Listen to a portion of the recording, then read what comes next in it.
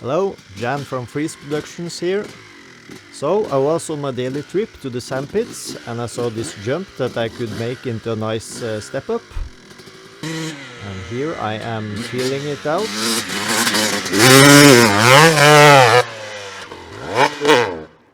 A bit more speed this time.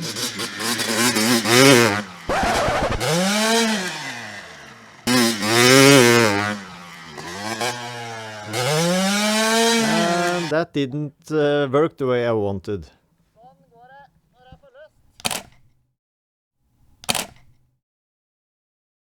Damn, I think I need to try plan B. Yep, that's right. So then I decided to take the jump to a new level.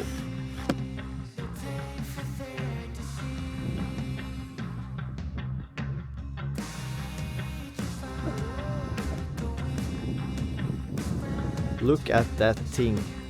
Awesome.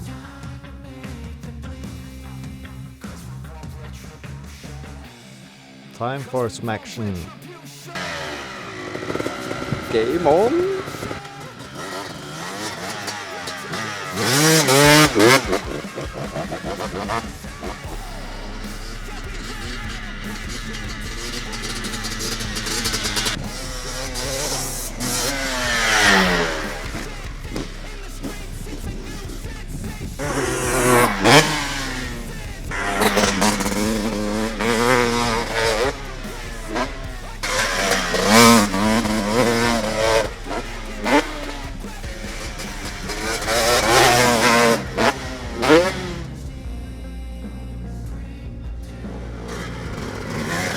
Here's my friend on a Honda CRF250 two-stroke, testing the jump.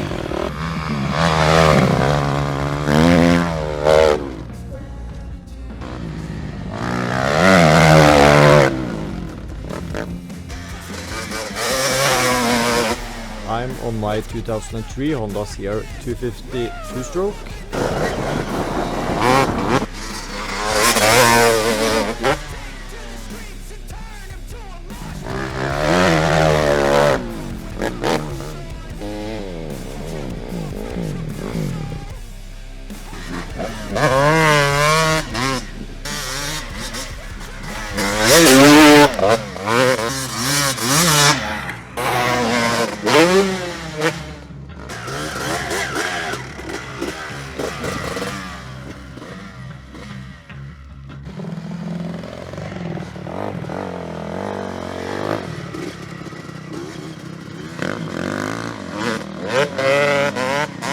I hope you like this video.